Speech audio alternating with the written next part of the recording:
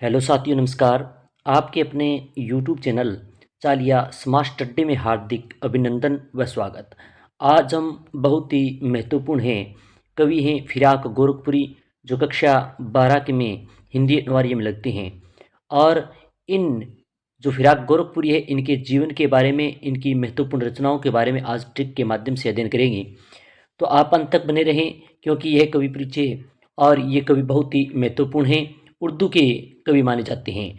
तो सबसे पहले देखते हैं कि फिराक गोरखपुरी कक्षा 12 हिंदी अनिवार्य है, जिनकी कविताएं रुबाइयाँ इन्होंने लिखी थी, जो कक्षा 12 में लगती है।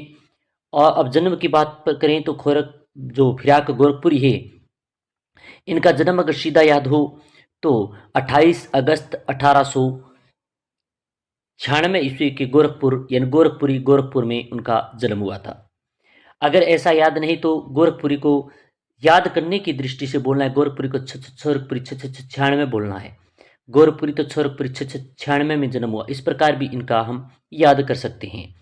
अब बात आई कि फिराक गोरखपुरी हैं, ये गोरखपुर के हैं और गोरखपुर के आधार पर इनका नाम गोरखपुरी पड़ गया फिराक। तो इनका मूल नाम क्या है?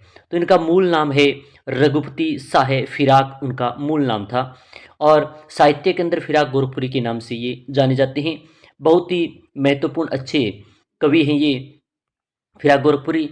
यानी इन्होंने फिराक गोरखपुरी ने अरबी भाषा में, फारसी भाषा में और अंग्रेजी भाषा में शिक्षा ग्रहण की थी।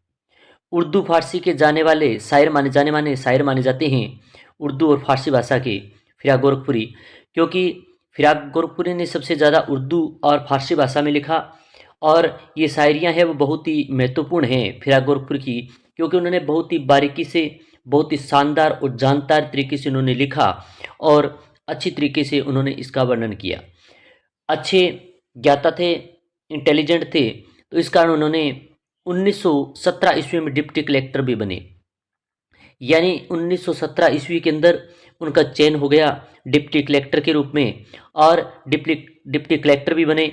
मगर क्या हुआ कि स्वतंत्रता आंदोलन में भाग लेने के कारण 1918 ईस्वी में त्यागपत्र दे दिया। यानी 1917 में डिप्टी कलेक्टर तो बन जाते हैं, मगर उस समय भारत देश में स्वतंत्रता आंदोलन होता है और उसमें सक्रिय रूप से उन्होंने भाग लिया।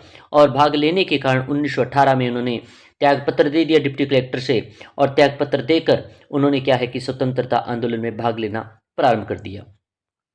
तो उन्होंने इस पद को भी, डिप्टी कलेक्टर पद पर पहुंच भी छोड़ दिया उन्होंने। और इलाहाबाद विश्वविद्यालय में अंग्रेजी प्राध्यापक भी रहे।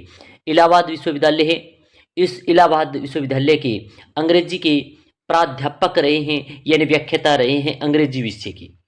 फिराक गोरखपुरी बहुत ही अच्छे इंसान, बहुत ही सुंदर तरीके से लिखने वाले इंसान थे फिराक गोरखपुरी। इनकी महत्वपूर्ण रचनाओं की बात करें, ज़्यादा नहीं है मगर है महत्वपूर्ण रचना। एक तो उन्होंने लिखा था गुले नगमा, दूसरा उन्होंने लिखा बजे जिंदगी, तीसरा उन्होंने लिखा रंगे शायरी, और चौथा उन्होंने लिखा था उर्दू गजल गोई आदि उनकी महत्वपूर्ण रचनाएं हैं। दोबारा एक बार और देख लें, 2 बार याद करने से इनको अच्छी तरीके से आपकी याद हो जाएगा। एक तो उन्होंने लिखा था गुले नगमा, दूसरा उन्होंने लिखा था बजे जिंदगी, तीसरी उन्होंने लिखा था रंगे शायरी, चौथी उन्होंने लिखा था उर्दू गजल गोई आदि महत्वपूर्ण उन्होंने रचनाएं लिखी थी। और ये सभी के सभी बहुत ही महत्वपूर्ण रचनाएं हैं। अगर आप 1-2 बार इसका अच्छी तरीके से अध्ययन करेंगे तो ये आपके याद हो जाएगी। इनकी जो इन्होंने ज़्यादातर हमने अभी चर्चा कर कराए शायरियाँ लिखी थी। शायरियाँ जो सामाजिक हमारी परंपराएं होती है, समाज के अंदर किस प्रकार का दुख होता है, किस प्रकार का दर्द होता है, इनका बहुत ही मार्मिक सुंदर तरीके से व्यक्तिगत अनुभूति बनकर शायरी में ढाला है।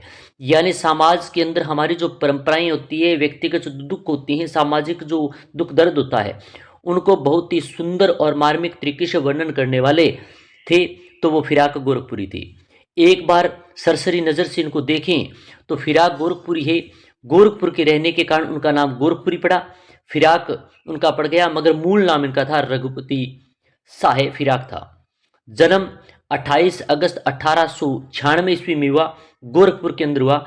अगर सीधा याद रहे तो 28 अगस्त 1896 याद रख लेना। बाकी आप इसको याद करने की दृष्टि से ऐसे भी याद कर सकते हैं, फिराक गोरखपुरी 96 में उनका जन्म हुआ था, फिराक गोरखपुरी का। अरबी और फारसी अंग्रेजी शिक्षा ग्रहण की उन्होंने। उर्दू फारसी के जाने माने शायर माने जाते हैं। 1917 में उन्होंने डिप्टी कलेक्टर बन गए।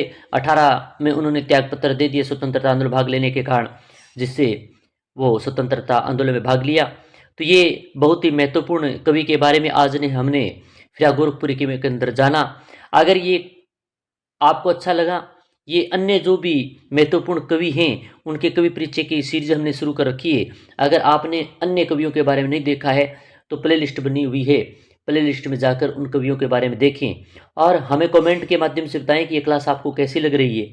अगर अच्छी लग रही है तो कमेंट करें, और किस प्रकार की आपको क्लास चाहिए ये भी आप कमेंट के माध्यम से बताएं। तो इसी प्रकार की क्लास के साथ फिर मिलेंगे। जय हिंद, जय भारत।